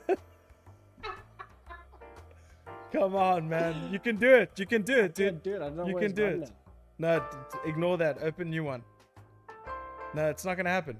Not gonna happen. now. Dude,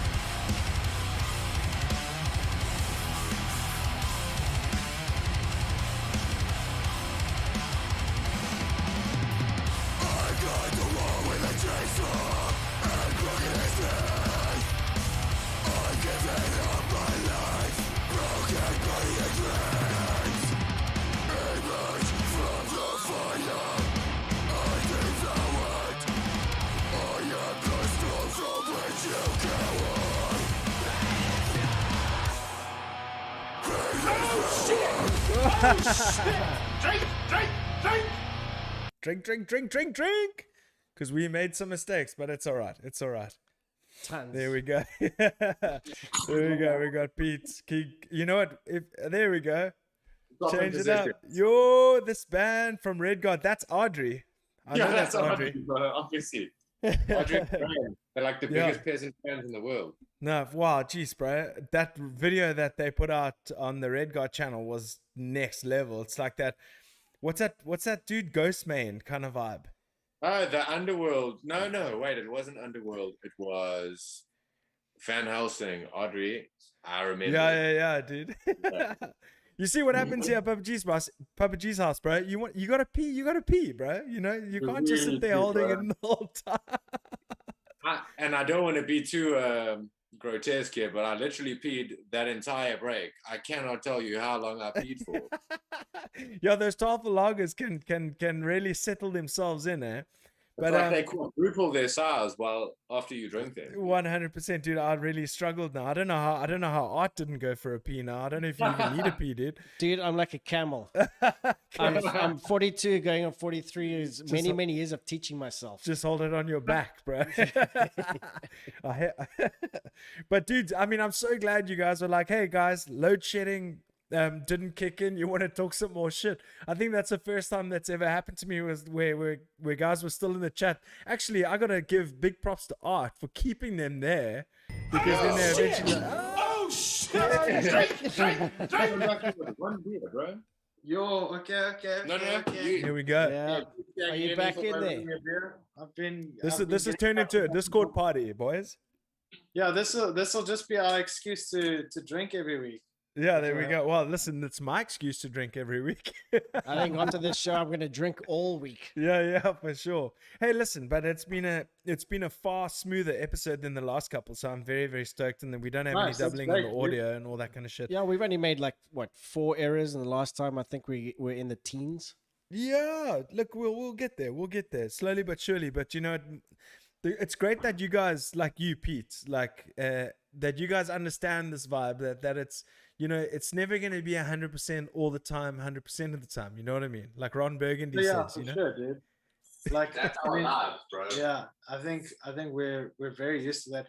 Also, so I know what it takes to, because I have a camera at home and I try and record some guitar playthroughs just to put on Instagram or show these guys stuff or whatever. Yeah. I know it's like, you know, at any moment a battery that you didn't think was going to go out will go out, or that for some reason the software is just going to bum you out. Or yeah, for sure. I mean, we've had multiple times where it's just completely bunged out and the software can't handle it and all that kind of stuff. But I see Audrey back in here laughing because we know it's you, buddy. We know it's you. And you, Keagan, dude, that was a killer song. Who was that band again? That Art? Justice for the Damned. Justice for the Damned. I'm gonna definitely check. I mean, there was some, you know, that. It's a very popular sound nowadays. Like just that it's almost like it's used with a whammy pedal. You know, have you heard that song "Toxic" by Attila? I thought you were gonna say "Toxic" by Britney Spears. Let's I was pull gonna up. know yes if you said Britney Spears, dog. Just pull up the Toxic by Attila quickly. I know we might get a copyright infringed. But I don't know if the guys could hear it, eh? No, we'll be. No, we can't hear any of that. But Oh shit, it's all good. We'll figure So it out. I just want to point out that same sound it's very familiar in a lot of music that I'm hearing. Do you guys know Buried Alive? Yeah, I do. Yeah. I mean, how Like that's Charles the one Caswell, like buried like berries, right? yeah, Buried, like Berried, alive. Like some of that shit is just nuts. So swing that across quickly, and you can see the similarity between the two songs, just in terms of that sound. In that particular sound, I just think it's a popular sound that's being used quite. Oh shit! Oh shit! He's done it again. He's done it again. Okay, abort mission. Don't worry about it. It's all good. All right. Screens, bro. No. You don't have to pull it up so high, bro. You don't Your mouse is too fast for me. maybe while we're talking, you can try to pull it up again and exit that shit. But yeah, dude, like it just seems like that's a very common, not a common. Like I don't want to say common because that also ends up being like a degrading kind of comment. You know, it's also fuck 2021 where you can't say shit without people getting fucking offended. Are you gonna go with the Bill Burr thing now? Figure it out later, man. Yeah, for sure. Like that sound, that chord, like I don't know if you know about bands like Botch or Dead Guy or any of the weird like weird 90s mathcore stuff. It's like a super old school chaotic hardcore move, like the early Norma Jean used it like overboard. Before the Chariot, Every Time I Die. Yeah. And it's weird because like when you were kind of getting into hardcore as well, probably like every single band on the earth was using that weird chord.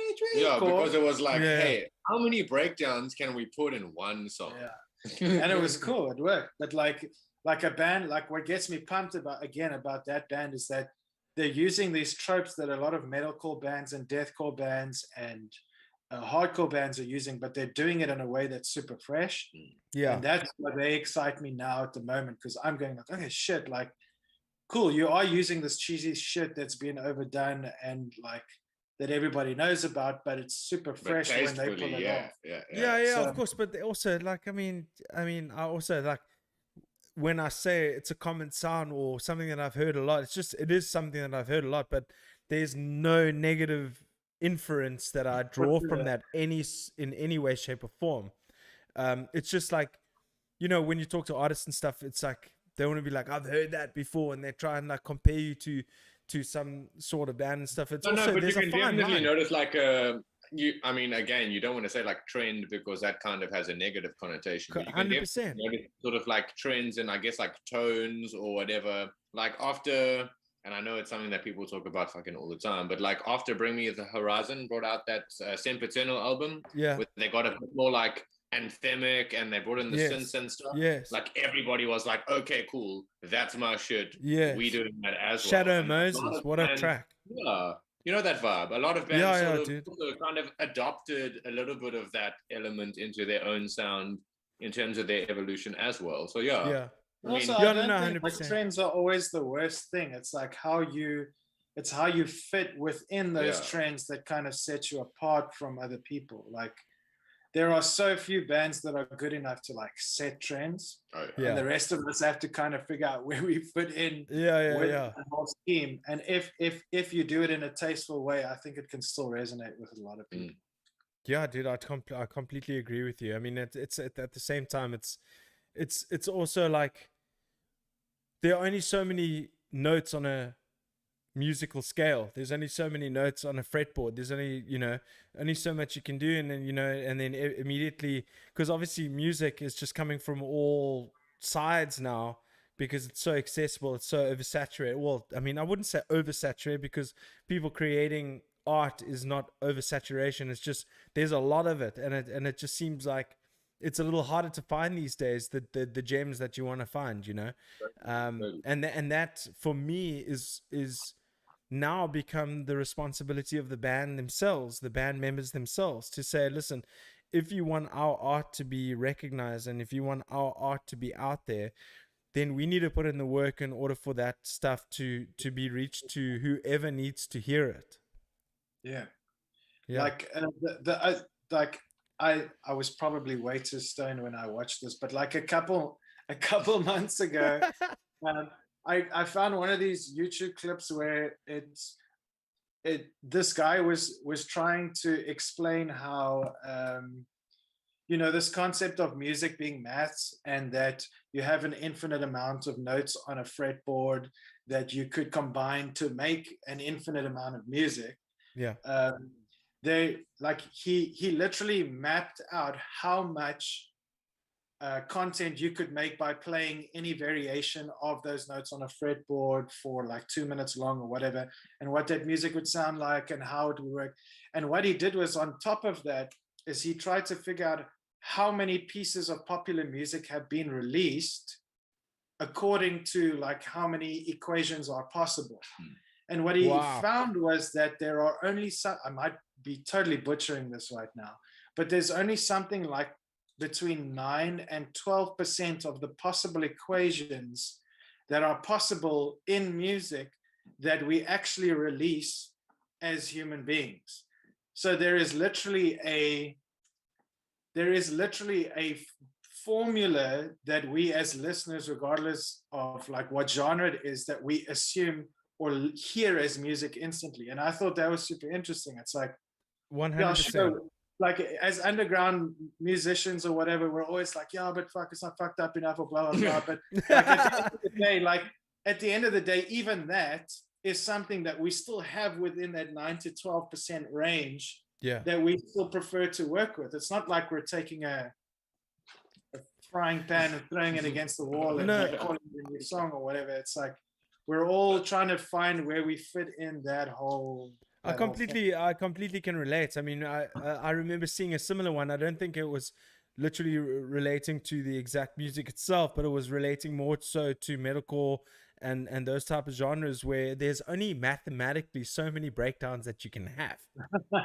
you know what I mean? That, it's like, but that makes the bands that pull it off well so much more special. Yeah. I couldn't agree with you more. Amen, brother. And it's the same reason why we get pumped on certain hardcore bands, because the early shit had like, if you had a band that took 4 chords and they made a 6 song out of it, dude, you're like, losing your that's shit. Fucking it, man. Yeah. That's like force yourself to 4 write on the a floor. 4-chord song Let's go. and make that shit good. That's the shit. That's like where it's at, man. And it's where this stuff starts happening, when you start banging your head. And that's, I mean, like you said, metalcore does get a bad rap, because I think for like maybe 7 or 8 years it was like crazy generic. But I feel like now at the same time, Crabcore. You've got like, dude, in a big way. I mean, they're not really metalcore, but Die Hard is Murder. They're way more like kind of modern deathcore. Yeah. But like that new record, dude, Human Target, dog, it's nuts, dude. It's nuts. Like when I was younger and listening to like Bring Me and Architects and that stuff, like I kind of fell off of that bandwagon pretty early. But like if I hear where they took that whole energy and started like making music now, it's, dude, Human Target is so fucking good. It's crazy. Like, and that it's like almost 10 years later, there's this whole new spin on it. There's like this weird new fresh energy around like core music where it's like people have that formula, but they're kind of, certain bands are just pushing again just outside of that formula to make something fresh. With it. That's cool, you know. Yeah, for sure, dude. I mean, I completely agree with you. I mean, it's great. It's great to see that people are finding a new, a new way to approach it. You know, like it's forcing people to look at things a little bit differently. But at the same time, you can't help a good 4/4 beat with a groovy riff with some big ass growly rhythmic vocals over it. It's just like that's my kryptonite. Well, sure, dude. That's why you got to start a hardcore band. Yeah, and get catchy riffs and all that kind of shit. But I can play drums. Off you go. Let's go. go. I'm keen, dude. But boys, let's call it at that. This has been an absolutely Thank you. awesome episode. I We're gonna couldn't be do the thankful. awkward second goodbye. Yeah. Yeah, for sure. But listen, it's the first time, like I said earlier, it was the first time Oaks have been. We've kept you guys in the chat, and you've been like, okay, guys, the load shedding is not happening. You want to talk some more shit, and I couldn't be more grateful for that, because now we've created another half an hour of Peasant goodness. So Half an hour. It's been an hour extra. Oh shit! Oh man, It is what it is, man. But very cool. And I'm just gonna throw this out there. If there's anyone in the chat that hasn't subscribed yet, do it now. oh, thank you so much, my man. You've saved the end blurb for me. Thank you for doing it. Appreciate it, man. I really appreciate you guys coming on. I look forward to when Kingdom comes out and all the videos are out, that we can get you back on to. When it's ready to roll, we'll send it your way and we'll do some cool shit. Sweet, man. I couldn't be more excited, dude. As a big fan of Peasant, and obviously. I mean, having merch doesn't mean you're a huge fan, but I honestly, from the bottom of my heart, have been a huge fan for a long time. Tell Pit, I say what's up. I love that guy a lot, and we've had so many good interactions, as have we, Pete. That Keagan thing that we were part of was really special, and I really like it. It's something that I'll remember for a long time, just knowing every single time we got to the to the rehearsal studio, everybody was struggling, and you were the guy that just always had the shit down. It was amazing. It's just because I picked the songs that were so easy, bro. I picked the easy. But that was a great show, man. But Pieter and Keagan, thank you so much for joining the show. I can't wait to see you guys again. Good luck for the release for Kingdom and the videos and all that kind of stuff. Thank you so much. I can't wait to see you guys again. Thanks for having us. Say what's up to the boys. We'll see you next time. We'll do. Thank you. Woo! Yo, we actually went an hour over, but we had a couple of technical difficulties that caused the second coming of Peasant. That was amazing, dude. I really enjoyed that. Yeah, some difficult technicalities. That was amazing, dude. But nice guys, eh? Fucking rad dudes. Very cool, man. I mean, like I've been a fan of that band since they really started. Since they started, and with Byron on vocals, and it's always cool to see a band that has like member changes, but then they keep evolving the sound and keep it, and they're actually building the energy, and they got to this point where when they performing, it's something really cool to see, actually. Yeah, besides listen, watch, it's like you're seeing this thing happening, and it's really cool. And knowing that they come from where we are from, it's cool to see dudes putting in that kind of work, putting in the time, getting the result that they are seeking and achieving it and being proud of it and making everybody enjoy it. So big ups to Peasant. I can't wait for that release, dude. Yeah. Art, let me ask you one thing. Yes. What's been raging you lately? Shit, dude. What hasn't been? It's like the other day, who puts cable ties on hubcaps on a car? It's like, it's not like this magical thing like you see a hubcap on a car. It's like, ooh, I can't steal that cable. How else do you put them on there? Well, people double-sided tape. They clip in, but they put cable ties on the hubcaps to prevent them from being stolen. And you you don't think that someone is gonna swipe something from your car, doesn't have something sharp, or even a key that they could just rip it off and take the hub. It's the dumbest thing. And also hubcaps. Come on, seriously. Okay, so you're basically saying hubcaps are obsolete. We shouldn't be doing that. Everybody should be getting rims as a standard. Dude, steel rims without hubcaps are cool. Okay. And hubcaps make the car look worse. This is just my opinion, because I've had hubcaps stolen before, and then I'm never gonna have. There's the one who's driving a massive Volvo with beautiful everything. But anyway, dude. Yeah. I kind of agree with you. I think hubcaps are kind of pointless. Yeah. Because at the end of the day, they always either fall off or they get absolutely killed with grease, or they get stolen. So it's like, what is the actual point in the end of the day? I nearly got taken out At by the a end of the day. hubcap on like some guy's hubcap was just going like that. It's like a fucking frisbee And coming then- for your head. And it made me flash back to this one time when I was driving in the N1 past the anal walk going towards Okay, Belleville. anal walk, yes. And then there's that curb, that bend that goes like around like this as you pass anal walk. And then I just saw this black thing bouncing going towards me. It was a truck tire that came off the truck.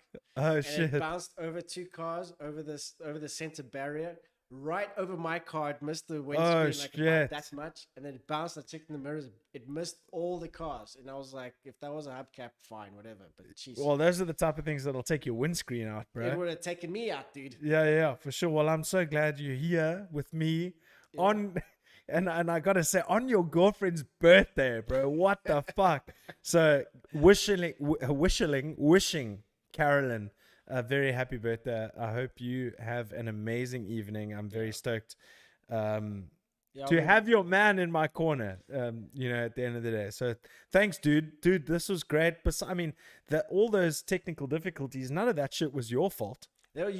pressure, bro. Pressure. Yeah, pressure all And the I'm so way. used to adding the control, the alt tab. Yeah. You gotta forget the alt tab, bro. Alt tab. I'll just sit on my left hand the whole time. Anyone we can address in the chat so long before we say cheers and we wrap this up. We got Mark. Hey, Art is that old man that rages at anything and everything. Yes, man. Why do you think he's on the team? Come on, we the balance. We balance each other out. I love it. I don't know if he was here the last. When we were doing testing, I was ranting about mayonnaise. I don't like mayonnaise, and I ordered some not McDonald's. No, you ordered some Burger King. and I said I want the barbecue sauce, and they gave me the mayonnaise sauce instead. I was like, no more. Yeah, but then today you got the barbecue sauce, Then and I then they did it. gave you too much. Yes, and they gave me too much. Yeah. All right. Well, thanks, Mark, for sticking around. Thanks to all the guys who have contributed to the chat. Fricky, Brandon, Graham, Audrey, all the dudes. Thank you so much for tuning in. It's been a very loose, fun episode, eh? It's been very fun, very loose, Yeah. very long. Very long. Okay. On that note, thank you for listening to Papa G's House. Don't forget to subscribe. Check out all the social media channels, Facebook, Instagram, Twitter, and all that kind of jazz. We're going to be back next week with another episode.